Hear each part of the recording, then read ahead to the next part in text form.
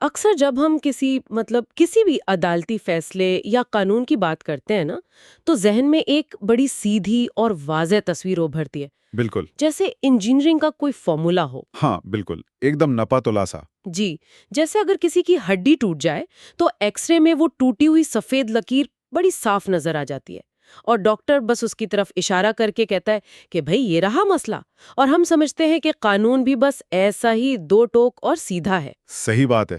عام طور پر یہی سمجھا جاتا ہے. لیکن آج ہم قانون کی کتابوں کے ان حصوں کا ایک تفصیلی جائزہ لینے والے ہیں جہاں سزاؤں پر عمل درآمد کی بات ہوتی ہے، اور میرا ماننا ہے کہ وہاں جا کر یہ ایکس رے مشین جیسے تھوڑی خراب سی ہو جاتی ہے۔ بالکل. اور اس کی وجہ دراصل یہ ہے کہ کاغذ پر لکھی ہوئی سزا اور یعنی حقیقت میں اس پر عمل کروانا، یہ دو بالکل مختلف دنیا ہیں. بالکل مختلف دنیایں، صحیح کہا۔ جی، ایک جج کا یہ کہہ دینا کہ بھئی فلاں شخص جرمانہ ادا کرے، یہ تو صرف کہانی کا ایک سمجھ لیں کہ آغاز ہے. اس کے بعد جو کچھ ہوتا ہے نا، وہ ایک انتہائی پیچیدہ اور بہت گہرا عمل ہے. اور اب یہی اس آج کے تفصیلی جائزے کا اصل مقصد بھی ہے۔ آج ہمارے پاس جو بنیادی ذرائع اور حوالے موجود ہیں وہ ہماری تاریخی قانونی دستاویزات ہیں، خاص طور پر ضابطہ فوجداری 1898، یعنی کوڈ آف کرمنل پروسیجر 1898 کا باب 28۔ چیپٹر 28. جی ہاں، ہمارا مقصد آج یہ کھوج لگانا ہے کہ دیکھیں جب کوئی عدالت کسی مجرم پر کوئی بھاری جرمانہ عائد کر دیتی ہے تو ریاست اسے وصول کرنے کے لیے آخر کیا عملی قدم اٹھاتی ہے۔ یعنی وہ گراؤنڈ پہ کیسے کام کرتے ہیں. بالکل، یہ صرف کاغذوں کی حد تک نہیں ہے، بلکہ ایک طاقتور ادارہ کس طرح ایک قرض وصول کرنے والے کی طرح کام کرتا ہے۔ ہم اس پورے میکانزم کو سمجھیں گے۔ ذرا اس عملی منظر نامے کو تصور میں لائیں کہ ایک جج نے فیصلہ سنا دیا کہ 10 لاکھ روپے کا جرمانہ ادا کیا جائے۔ صحیح. تو اس کے فوراً بعد کمرہ عدالت میں ہوتا کیا ہے؟ کیا پولیس اسی وقت اس شخص کی جیبیں چیک کرنا شروع کر دیتی ہے یا سیدھا اس کے گھر پر چھاپا مارا جاتا ہے؟ میں یہ سوچ رہی تھی۔ نہیں دیکھیں، جیبیں چیک کرنے والا جو تصور ہے نا، وہ تو بس فلموں کی حد تک تو ٹھیک لگتا ہے، لیکن جو قانونی حقیقت ہے وہ اس سے کہیں زیادہ منظم ہے. اچھا، منظم ہے؟ کس طرح؟ بات دراصل یہ ہے کہ جب جرمانہ عائد ہوتا ہے نا، تو ریاست فوری طور پر اس شخص کے اثاثوں کی طرف دیکھتی ہے. قانون عدالت کو یعنی جج کو دو بنیادی راستے فراہم کرتا ہے اس سیکشن 386 کے تحت. سیکشن 386؟ جی، پہلا راستہ یہ ہے کہ عدالت اس شخص کی منقولہ جائیداد، جسے ہم انگریزی میں موویبل پراپرٹی کہتے ہیں، اس کی کرکی یعنی اٹیچمنٹ اور فروخت کا ایک وارنٹ جاری کر دے. ایک منٹ ذرا رکیے، یہ کرکی کا لفظ سننے میں ہی کافی خوفناک سا لگتا ہے۔ اگر ہم اس کی تہ میں جائیں تو اس کا عملی مطلب کیا بنتا ہے؟ عملی مطلب؟ جی، کیا ایک پولیس آفیسر جا کر واقعی اس شخص کی گاڑی، اس کی دکان کا سامان یا گھر کے زیورات وغیرہ اٹھا لاتا ہے؟ تو تکنیکی طور پر اگر دیکھیں تو ہاں، منقولہ جائیداد سے مراد وہی چیزیں ہیں جنہیں جسمانی طور پر ایک جگہ سے اٹھا کر دوسری جگہ منتقل کیا جا سکے. ٹی وی، فریج، گاڑیاں، اس طرح کی چیزیں؟ بالکل وہی سب، لیکن یہ کوئی اندھا دھند چھاپا نہیں ہوتا کہ گئے اور بس سامان اٹھا لائے. اچھا، تو اس کی کوئی حدود ہوتی ہے؟ جی ہاں، اس کارروائی کو باقاعدہ بنانے کے لیے صوبائی حکومتیں اپنے خاص قواعد وضع کرتی ہیں، اور اس کی ایک بڑی وجہ ہے. وہ کیا؟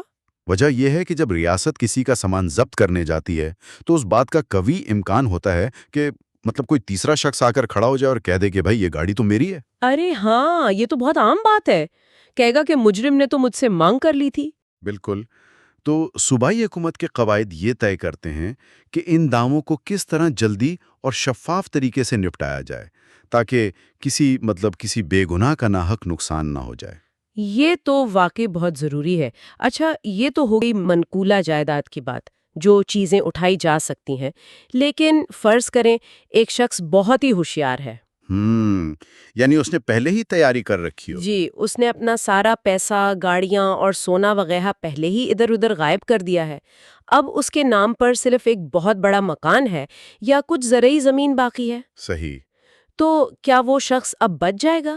کیونکہ ظاہر ہے عدالت پوری کی پوری زمین کو تو اٹھا کر کمرہ عدالت میں نہیں لا سکتی۔ دیکھیں، یہاں قانون کا دوسرا اور ذرا زیادہ پیچیدہ راستہ کھلتا ہے. یہ بات صحیح ہے کہ عدالتیں زمین یا مکان کو اٹھا نہیں سکتی۔ تو پھر کیا کرتی ہیں؟ تو وہ ایک وارنٹ جاری کرتی ہیں جو سیدھا ڈسٹرکٹ آفیسر ریونیو کو جاتا ہے۔ اس وارنٹ کا مقصد یہ ہوتا ہے کہ اس ڈیفالٹر کی غیر منقولہ جائیداد یعنی زمینوں اور مکانات وغیرہ کے خلاف ایک دیوانی کارروائی کا آغاز کیا جائے۔ دیوانی کارروائی، جسے سول پروسیس کہتے ہیں؟ جی بالکل، سول پروسیس۔ یہاں مجھے ایک بڑی الجھن پیدا ہو رہی ہے۔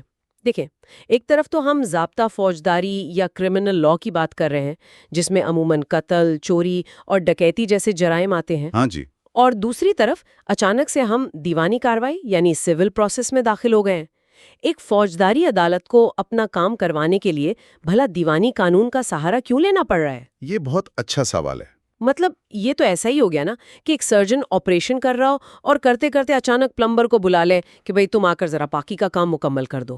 ہاں، سرجن اور پلمبر والی مثال تو کافی دلچسپ ہے، لیکن اس کو سمجھنے کے لیے نا اسے ایک ریلے ریس کی طرح دیکھیں۔ Relay race?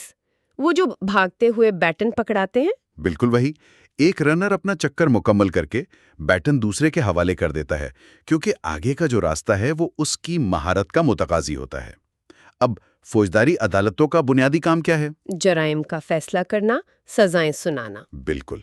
ان کے پاس اب زمینوں کی مالیت کا اندازہ لگانے کا یا اخبارات میں نیلامی کے اشتہارات دینے کا کوئی تجربہ تو نہیں ہوتا نا؟ ہاں، اور نہ ہی جائیداد کی ملکیت کے پیچیدہ تنازعات سلجھانے کا عملہ ہوتا ہے۔ 100% درست۔ یہ تمام مہارت اور وسیع تجربہ صرف ریونیو ڈپارٹمنٹ کے پاس ہوتا ہے۔ اس لیے قانون ایک بہت ہی دلچسپ طریقہ استعمال کرتا ہے، جسے قانونی زبان میں مطلب ہم لیگل فکشن یا قانونی مفروضہ کہتے ہیں۔ لیگل فکشن یعنی قانون خود ایک کہانی یا افسانہ گھڑ رہا ہے۔ ہاں، ایک طرح سے قانون یہ فرض کر لیتا ہے کہ فوجداری عدالت کا جاری کردہ یہ وارنٹ دراصل کوڈ آف سول پروسیجر 1908 کے تحت دی گئی ایک سول ڈگری ہے۔ حالانکہ حقیقت میں وہ ایسا نہیں ہوتا۔ بالکل نہیں، وہ ایک خالص فوجداری فیصلہ ہی ہوتا ہے، لیکن صرف اس کارروائی کو ممکن بنانے کے لیے آپ یوں سمجھیں کہ فوجداری عدالت ایک سول عدالت کا ماسک پہن لیتی ہے۔ اچھا، تو وہ ایک سول ڈگری بن جاتی ہے۔ جی، اور کلکٹر کو ڈگری ہولڈر مان لیا جاتا ہے، اور یوں دیوانی قانون کے وہ تمام راستے اور محکمے متحرک ہو جاتے ہیں جو زمینوں کو قرق کرنے اور بیچنے میں مہارت رکھتے ہیں۔ اس کا مطلب تو یہ ہوا کہ ریاست کا یہ نظام بالکل کسی بینک کے انتہائی طاقتور ریکوری ایجنٹ کی طرح کام کر رہا ہے۔ جی، وہی میکانزم ہے۔ جیسے بینک والے قسط نہ ملنے پر گھر یا گاڑی پر نیلامی کا بورڈ لگا دیتے ہیں نا، بس فرق یہ ہے کہ ریاست کے پاس یہاں طاقت بہت زیادہ ہے۔ جی، ریاست کی طاقت تو بہرحال زیادہ ہے۔ لیکن ایک بات بتائیں، کیا اس دیوانی کارروائی کے دوران مجرم کو دوبارہ گرفتار کیا جا سکتا ہے؟ نہیں، اور یہی اس نظام کا ایک اور بڑا اہم پہلو ہے۔ اچھا، چونکہ وارنٹ اب ایک دیوانی کارروائی کا حصہ بن چکا ہے نا، بالکل۔ اس لیے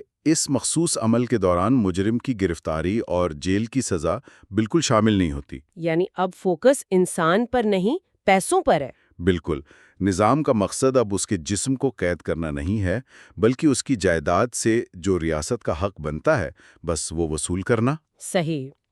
یہ سب سن کر میرے ذہن میں ایک اور منظرنامہ آ رہا ہے۔ فرض کریں اگر وہ مجرم اپنی جائیداد کسی دوسرے صوبے یا کسی دور دراز شہر میں چھپا دے تو؟ دوسرے شہر میں؟ جی، مثلاً جرم لاہور میں ہوا، عدالت بھی لاہور کی ہے، لیکن اس شخص کی تمام گاڑیاں اور بینک اکاؤنٹس کراچی میں پڑے ہیں، تو کیا لاہور کا یہ وارنٹ کراچی میں محض ایک کاغذ کا ٹکڑا بن کر رہ جائے گا؟ تو کیا ریاست کی حد وہاں ختم ہو جائے گی؟ ہاں، کیا وہ وارنٹ وہاں کارگر ہوگا یا نہیں؟ دیکھیں، جب 1898 میں برطانوی راج نے یہ قانون بنایا تھا نا، تو وہ اس پورے برصغیر پر حکمرانی کر رہے تھے۔ تو ان کے ذہن میں یہ جغرافیائی مسئلے ہوں گے؟ بالکل، وہ بہت اچھی طرح جانتے تھے کہ ایک مجرم بڑی آسانی سے ایک علاقے سے دوسرے علاقے میں فرار ہو سکتا ہے۔ اس لیے انہوں نے دائرہ اختیار کا ایک بڑا مربوط نظام بنایا، جسے سیکشن 387 کور کرتا ہے۔ یعنی دوسرے شہر میں وارنٹ بھیجنے کا طریقہ؟ جی، اگر جائیداد کسی اور مجسٹریٹ کے علاقے میں ہے تو اصل عدالت کا وارنٹ وہاں کے مقامی مجسٹریٹ کے پاس بھیجا جاتا ہے، اور وہ مقامی مجسٹریٹ اس وارنٹ پر اپنا فرمان یعنی توثیق لکھتا ہے، جسے ہم انڈورسمنٹ کہتے ہیں۔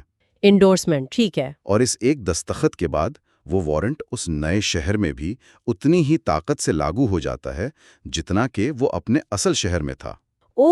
یہ تو ایسا لگتا ہے کہ قانون ایک بڑی ہی بے رحم اور اندھی مشین ہے۔ ایک لحاظ سے ہاں۔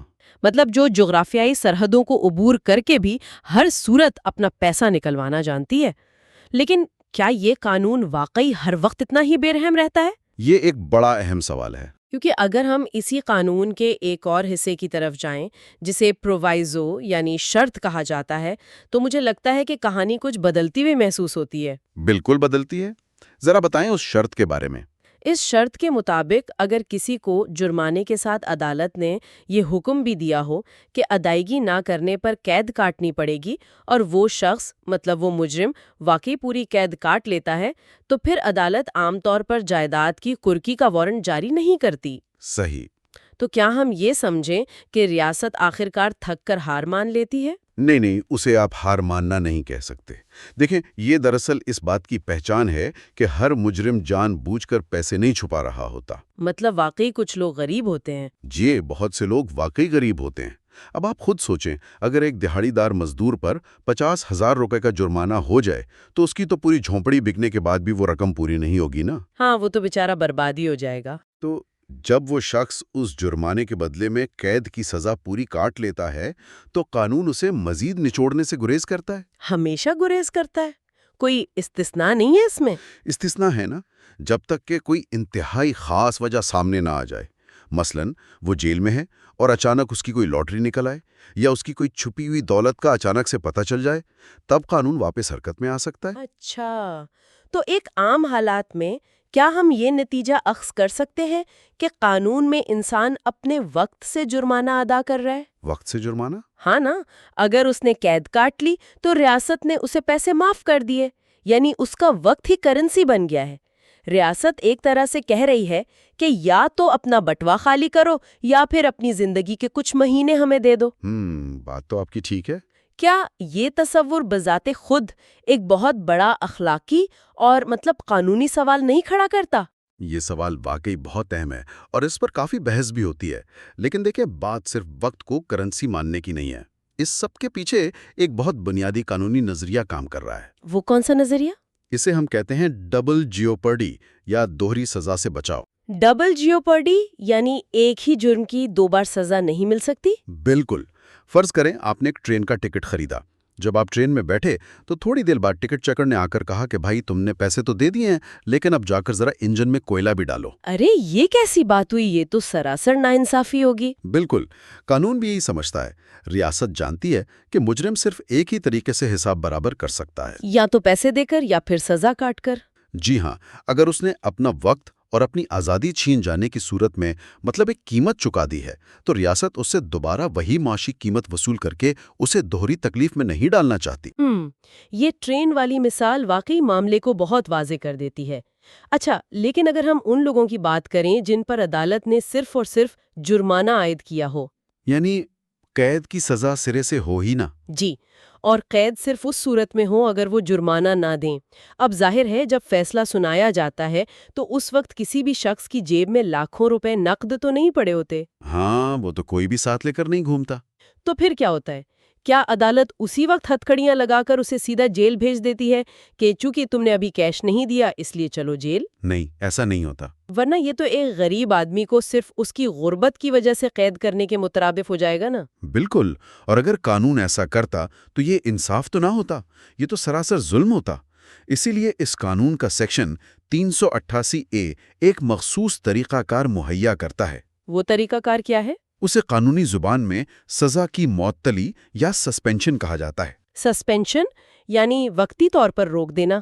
جی، عدالت کے پاس یہ اختیار ہے کہ وہ اس شخص کو فوراً جیل بھیجنے کے بجائے اس کی قید کو عارضی طور پر روک دے۔ تو اسے کتنی مہلت مل سکتی ہے پیسے جمع کرنے کے لیے؟ عدالت اسے 30 دن تک کا وقت دے سکتی ہے تاکہ وہ پیسوں کا کوئی بندوبست کر لے، اور اس سے بھی اہم بات یہ ہے کہ عدالت اس رقم کو 2 یا 3 قسطوں میں ادا کرنے کی اجازت بھی دے سکتی ہے۔ قسطوں میں؟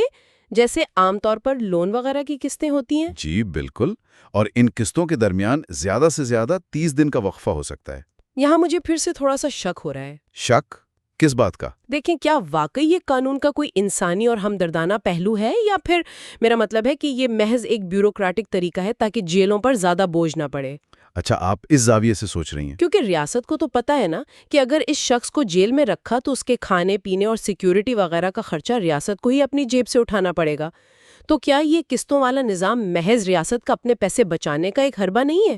یہ ایک بہت ہی تنقیدی اور گہری سوچ ہے، اور کسی حد تک اس میں وزن بھی ہے. لیکن حقیقت میں قانون کا مطلب جو بنیادی مقصد ہے وہ جیلوں کو قرضداروں کے خانے میں تبدیل کرنا نہیں ہوتا. تو پھر اصل مقصد کیا ہے؟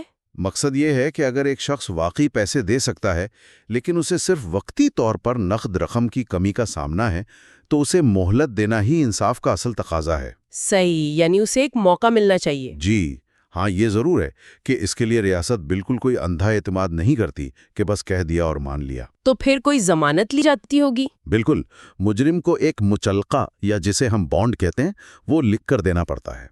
اس بانڈ میں ضمانتی یعنی شیورٹیز شامل بھی ہو سکتے ہیں اور نہیں. اور اگر وہ پھر بھی قسط ادا نہ کرے تو پھر وہ بانڈ اس بات کی گارنٹی ہوتا ہے کہ اگر اس نے ڈیفالٹ کیا تو وہ دی گئی تمام رعایت فوراً ختم ہو جائے گی اور پھر قید کی سزا اسی وقت شروع ہو جائے گی. یہ وضاحت کافی حد تک اس ابہام کو دور کر دیتی ہے کہ آخر یہ قانون لچک کہاں دکھاتا ہے اور سختی کہاں کرتا ہے. جی، یہ ایک توازن ہے. بالکل. اچھا، اب ذرا ہم اس پورے نظام کے تنظیمی ڈھانچے کی طرف آتے ہیں. یہ تو ہم نے طے کر لیا کہ بھئی وارنٹ یاری ہوں گے، کرکی ہوگی یا پھر مہلت ملے گی. صحیح. لیکن یہ سارے کے سارے احکامات یہ جاری کون کرتا ہے؟ فرض کریں جس میجسٹریٹ نے آج یہ فیصلہ سنایا ہے کل کو اس کا تبادلہ ہو جائے یا وہ ریٹائر ہو کے چلا جائے. ٹرانسفر ہو جائے. جی، تو کیا وہ مجرم یہ دعویٰ کر سکتا ہے کہ بھئی جس نے مجھے سزا سنائی تھی وہ تو چلا گیا، اب میرا وارنٹ کون نکالے گا، اس لیے اب میں آزاد ہوں؟ ہاں، اگر ہمارا نظام صرف شخصیات کے کندھوں پر کھڑا ہوتا تو شاید بالکل ایسا ہی ہوتا. تو حقیقت میں کیا ہوتا ہے؟ حقیقت میں قانونی ڈھانچے میں، خاص طور پر ہمارے ریاستی اداروں میں، ایک بڑا پختہ اصول کار فرما ہوتا ہے جسے ہم جانشینی یا سکسیسر ان آفس کہتے ہیں. یہ سیکشن 399 کا حصہ ہے.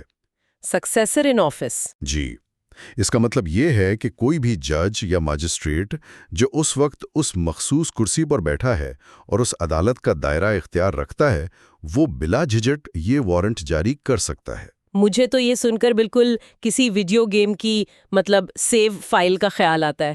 Save file?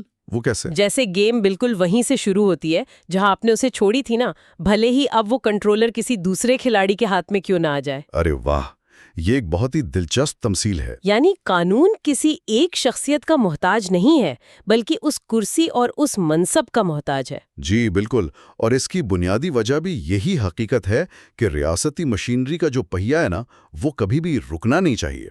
ایک فرد آ سکتا ہے، دوسرا جا سکتا ہے، لیکن عدالت ایک مستقل ادارہ رہتی ہے. اور اگر یہ تسلسل نہ ہو تو پھر کیا ہوگا؟ پھر تو نظام انصاف میں فائلوں کے ایسے اونچے انبار لگ جائیں گے کہ کسی کو کبھی کوئی سزا مل ہی نہ پائے. بالکل صحیح کہا. فائلوں اور پرانی دستاویزات سے مجھے ایک بات یاد آئی. جب ہم 1898 کے اس ضابطہ فوجداری کے پرانے صفحات پلٹتے ہیں تو کچھ چیزیں ایسی بھی سامنے آتی ہیں جو واقعی انسان کو جھنجھوڑ کر رکھ دیتی ہیں. جی، قانون کی کتابیں اکثر ایسا کرتی ہیں. آپ کس چیز کی طرف اشارہ کر رہی ہیں؟ دیکھیں، ہم ابھی تک جرمانے اور جائیداد کی بات کر رہے تھے، لیکن اس باب کے بالکل آخر میں سیکشن 390 میں ایک عجیب سی سرخی نظر آتی ہے. سیکشن 390 کوڑے مارنے کی سزا والا؟ جی ہاں، صرف کوڑے مارنے کی سزا پر عمل درآمد. یہ سیکشن کہتا ہے کہ جب ملزم کو صرف کوڑے مارنے یعنی وپنگ کی سزا سنائی جائے تو یہ سزا عدالت کے طے کردہ وقت اور مقام پر دی جائے گی. بالکل لکھا. یہ سچ کہوں تو جب میں نے یہ حصہ پڑھا نا تو مجھے ایسا لگا جیسے کسی نے مجھے ٹائم مشین میں بٹھا کر سیدھا صدیوں پیچھے پھینک دیا ہو. آج کے دور میں قانون کی کتاب کے اندر کوڑے مارنے کا باقاعدہ طریقہ کار لکھا ہونا یہ ہمیں کیا بتاتا ہے؟ یہ اس بات کا ثبوت ہے کہ قانون کی کتابیں دراصل آثار قدیمہ کی کھدائی جیسی ہی ہوتی ہیں. آثار قدیمہ یعنی کھنڈرات جیسی؟ ایک طرح سے ہاں. جب آپ ان کی تہیں کھولتے ہیں نا تو آپ کو گزرے ہوئے زمانوں کی سوچ اور ان کا پورا فلسفہ نظر آنے لگتا ہے. یاد رہے کہ 1898 کا دور برطانوی نوآبادیاتی دور تھا، یعنی کولونیل ایرا. ہاں، وہ تو انگریزوں کا زمانہ تھا. جی، تو اس وقت جسمانی سزائیں جس میں کوڑے مارنا شامل ہیں انہیں معاشرے میں خوف پیدا کرنے اور اپنا کنٹرول قائم رکھنے کا ایک انتہائی مؤثر اور سچ پوچھیں تو سستا ترین ہتھیار سمجھا جاتا تھا۔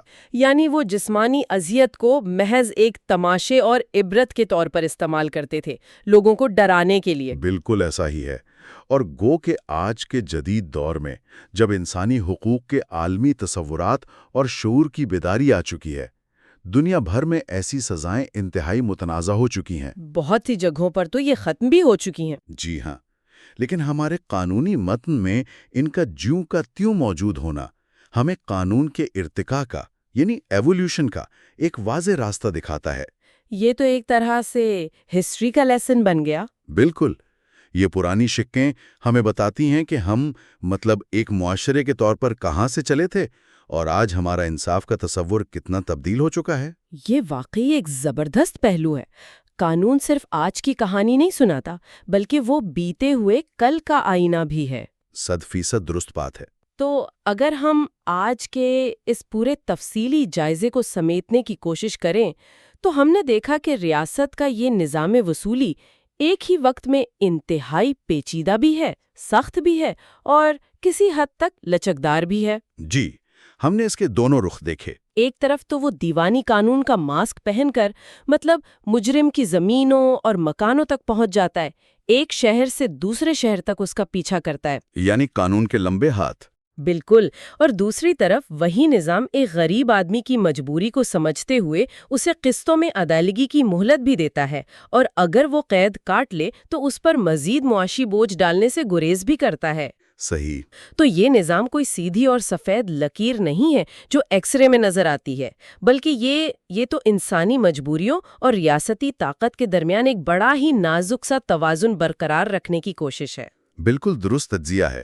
ہم نے یہی دیکھا کہ کیسے قانون ایک طرف ادارے کی مستقل حیثیت جیسے سکسیسر ان آفس کو برقرار رکھتا ہے اور دوسری طرف انفرادی حالات کو مد نظر رکھ کر مہلت دینے کا اختیار بھی دیتا ہے۔ اور میرا خیال ہے کہ اسی کے ساتھ ہماری آج کی یہ گفتگو اپنے اختتام کو پہنچتی ہے، لیکن جانے سے پہلے ہم ایک ایسی بات ضرور چھوڑنا چاہیں گے جو سننے والوں کے ذہنوں میں ایک نئی بحث کو جنم دے۔ ضرور، اور وہ بحث مستقبل کے حوالے سے ہونی چاہیے۔ بالکل۔ آج تو ہم نے بات کی نا کہ کس طرح 1898 کا یہ قانون زمینوں، جائیدادوں اور انسان کے جسمانی وقت کو جرمانے کی وصولی کے لیے استعمال کرتا ہے، لیکن ذرا ہم آنے والے مستقبل کے بارے میں سوچیں۔ جی، کیونکہ ہم تیزی سے ڈیجیٹل کرنسیز اور سمارٹ کانٹریکٹس کے دور میں داخل ہو رہے ہیں، اور سینٹرل بینک ڈیجیٹل کرنسی یعنی CBDC تو اب کوئی خواب نہیں رہا۔ ہاں، تو ایک ایسا وقت اب دور نہیں ہے جب کسی بھی شخص کی تمام تر معاشی زندگی محض ایک ڈیجیٹل والیٹ میں سمٹ کر رہ جائے گی۔ ایک ایسا والیٹ جس پر شاید ریاست کا بڑا راست اور مکمل کنٹرول ہو سکتا ہے۔ تو اس کا مطلب تو یہ ہوا نا کہ مستقبل میں کسی ڈسٹرکٹ آفیسر، ریونیو کو بھیجنے کی یا قسطوں کی مہلت دینے والی جو ہمدردی ہے اس کی ضرورت ہی نہیں پڑے گی۔ اور یہی وہ سب سے بڑا سوال ہے۔ اگر کل کو عدالت ایک فیصلہ سناتی ہے اور محض 1 سیکنڈ کے 1000ویں حصے میں کوئی الگوریدم خود بخود اس مجرم کے ڈیجیٹل والیٹ سے وہ تمام رقم کاٹ لیتا ہے تو کیا ہوگا؟ تو پھر کیا اس بے عیب، مکمل، خودکار اور تیز ترین نظام میں وہ انسانی لچک باقی رہ پائے گی جس پر ہم نے آج اتنی تفصیل سے بات کی؟ کیا مشین کبھی کسی غریب کی مجبوری دیکھ کر اسے قسطوں کی مہلت دے گی، یا یہ مکمل طور پر خودکار نظام ہمارے انصاف کے تصور سے اس ہمدردی اور انسانی پہلو کو ہمیشہ کے لیے ختم کر دے گا؟ یہ ایک ایسا سوال ہے جو واقعی ہمیں بہت سنجیدگی سے سوچنے پر مجبور کرتا ہے۔ یہ سوال واقعی بہت گہرا ہے۔ کیا ہم انصاف کو محض ایک ریاضی کا فارمولا بنانے جا رہے ہیں؟ اس خیال کے ساتھ ہی ہم اپنی آج کی گفتگو کو یہیں ختم کرتے ہیں۔ اگلے تفصیلی جائزے تک کے لیے اجازت دیجیے۔ You are watching Legal Gupshup and GK with MD, your source for legal, historical, and breaking news. Don't forget to like, subscribe, and share for more informative content.